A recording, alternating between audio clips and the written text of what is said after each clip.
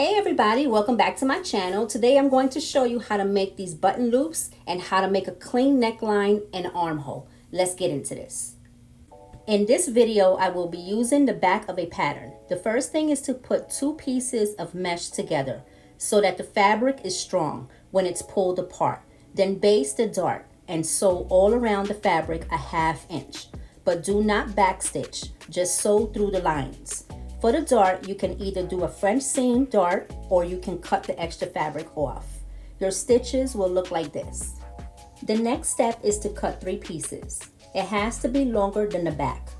This is your straight grain and your cross grain. Cut it about 5.5 inches wide. Here are your 3 pieces. Take them and fold it twice. You can put pins to secure them. These 2 will be your binding. It will clean your raw edges, and this one will be your placket, which I will explain further in the video. But for now, we're going to fold the 3 pieces once, then twice, and we will sew a 1/2 inch on the 2 binding fabrics and 5/8 on the placket. We will sew on the closed side, not the open side.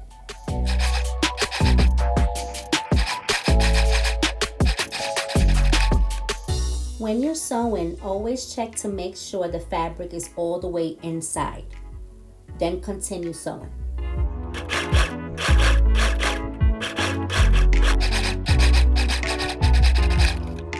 These 2 are your binding pieces and this one is your placket.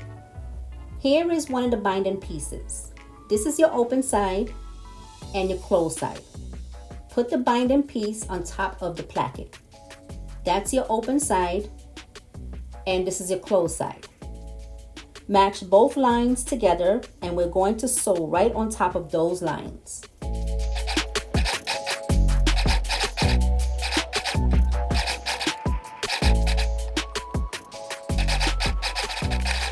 This is how it's going to look. The binding piece is on top, and the placket is behind it. Now let's get into the good stuff, which is the button loops. But first, I'm going to show you some fabrics that you should not use for the button loops. Let's go. Here we have 4 different types of illusion mesh.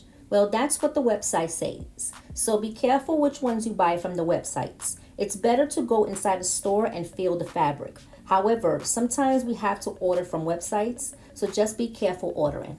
This fabric we cannot use. The strings will come out the sides of the cord. That's because the fabric stretches both ways. So this one is not good for cords. Then we have this one. As you can see, this one is no good. If you stretch the fabric on the cross grain and it breaks apart like this, run out the store, okay? This fabric is no good for making cords. In fact, it's not good for making anything. Let's move on. This is the one we are using for this video. It stretches only one way. It makes good cords. As you can see, if you stretch it out, it won't break apart. This white one is nice too. The cords look good. It also stretches in one way, but there's a difference between the 2 fabrics. The brown one feels soft like fabric, and the white one feels soft, but it feels a little like tulle. Designers use this for wedding dresses. The button loops should not be bigger than 1/8. The 1/16 is okay, but in this video, we'll be making the 1/8. To make the button loops, cut the fabric 2.5 inches on the bias. So you're going to fold the fabric once, and when you sew it, don't backstitch. Sew 1/8. I'm going to do it slow.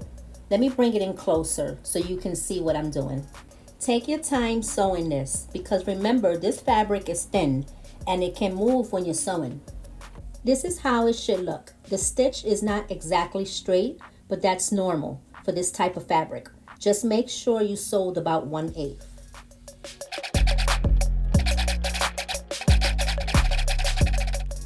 So this thread we don't need, but we do need the thread at the end. So just cut off this right here, and for the end, pull the 2 threads and make it long. So the next step is to make this thread the length of this thread. So just pull the thread. We will cut it later to make sure all threads are even. After that, we're going to sew right back on top of this line. It's to make it strong when we are pulling the fabric out the tunnel. Let's sew.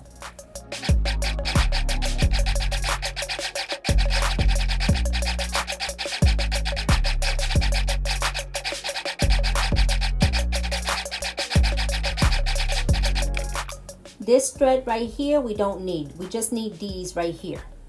So just cut off this piece. After that, pull the threads together to make sure it's even and then cut off whatever is left. Here are your 4 pieces, which is now 2 pairs. Put your 2 pairs together and make a knot right here.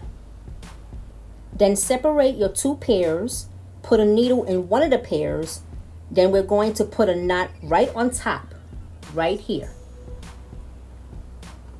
Then cut off the extra pieces. Alright guys, we have one more knot to do, okay? Which is right over here. From here, we're going to put the back of the needle inside the tunnel like this. You're going to notice the more you pull the thread, the more the fabric will go inside the tunnel. We have to get the needle out the tunnel first, so that the fabric that's inside will start to move outside of the tunnel. Once the needle is out the tunnel, then you can put the needle around something that doesn't move, so you can have a better grip on the fabric. Keep pulling the fabric inside the tunnel, but do remember not to yank it, because even though it has 4 threads, if you yank it hard enough, it will break apart. So keep moving the fabric. You will see the fabric moving out the tunnel. That's when you can wrap the cord around your finger and start pulling the rest of the fabric out the tunnel like this. This is how the cord looks. I use black thread so you can see what I'm doing.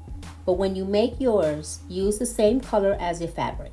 The next step is making the button loops. First, put a piece of paper behind the bodice. Then put pins on the seam allowance line. We will start at the neckline right here. Put the cord in the middle of the seam allowance, which is 1/4. Put the foot down and make 1 stitch.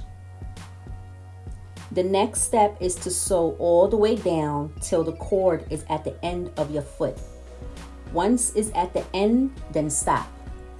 After that, pull the cord around. Use something strong to hold it down. I will be using a nail filer. Hold the cord to the level of the needle, which is side by side like this. Then lift the foot.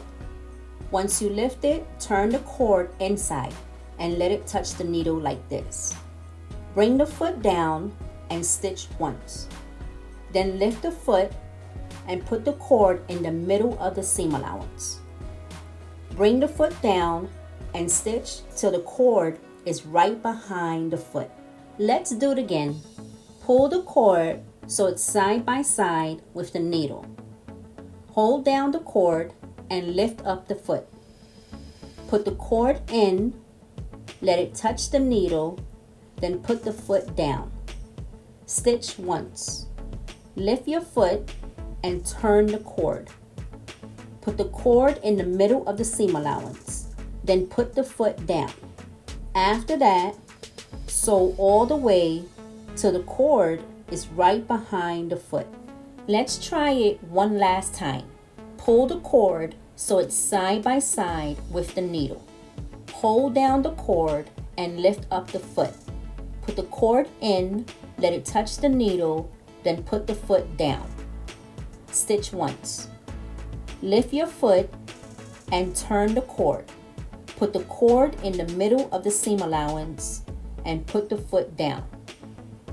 Then sew all the way till the cord is right behind the foot. So now I'm going to pause the video right here. The next one you're going to do on your own. I'm just going to play the music. And if you figure it out, let me know in the comments. Say I got it. Y'all ready? Okay. Ready, set, go.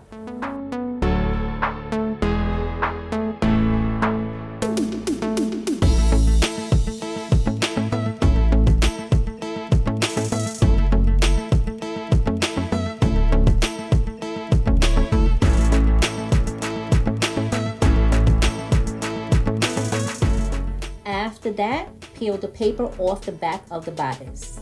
The next step is to clean the raw edges right here. We're going to use the single binding, not the one that has the 2 pieces together. Put the piece on top of the bodice. They have to be together in one line. The closed side has to be facing the same way the button loops are facing. Then we're going to sew right on top of these lines. You can put pins so that it doesn't move. Let's sew.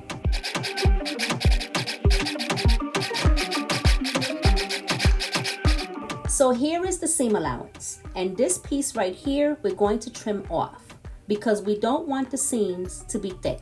It has to be a little less than a 1/2 inch. This piece is going to go over this.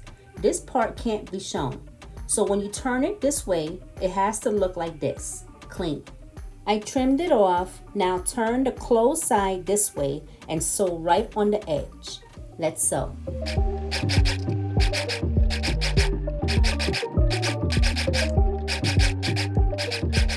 The next step is to turn the binding like this and sew at the edge so it looks clean. This is how one side is going to look. Now let's start on the other side. These are the two pieces we had sewn earlier.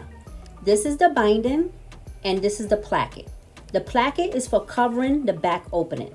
When a client stretches their back a little, you won't see their skin. You will see the placket. The next step is to put this piece on top of the bodice this way. Make sure the lines are lined up together. You can put pins to make sure it doesn't move. Let's sew.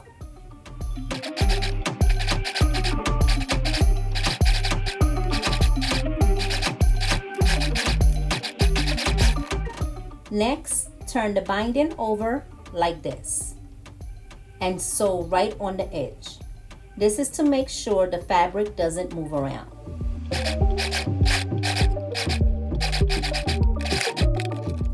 Cut off the extra fabric on the top and bottom of the bodice, and then trim off the fabric next to the binding. Leave 1/4. After that, turn the binding over and sew on this edge here. This will cover the raw edges and make it look clean like this. All you're going to see now is the placket. The next step is to make the armhole and neckline look clean. So cut 3 long strips of fabric, 2 inches wide on the bias. Fold the fabric and sew a 1/2 inch. Then trim the fabric and leave 1/4.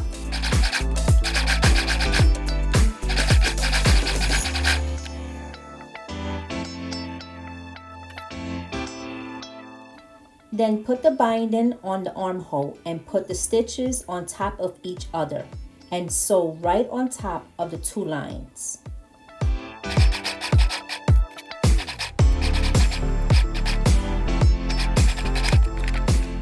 After that, turn the binding over and sew right here to cover the raw edges. Repeat the same process for the neckline.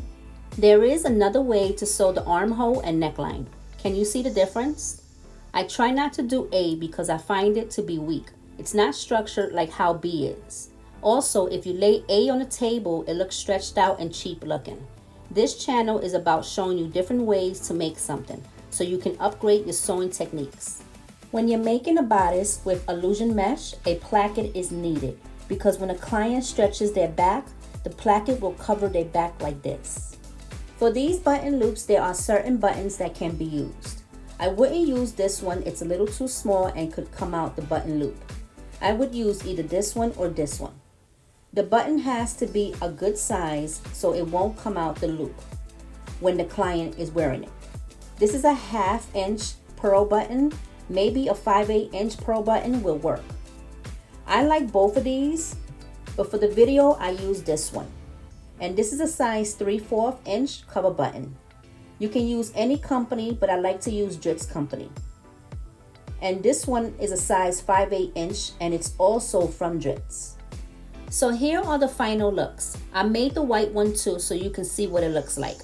Okay guys, there's more videos coming, so stay tuned. If you're interested in making corsets, here's a playlist for you to watch. Click on the playlist here and I'll see you in the next video.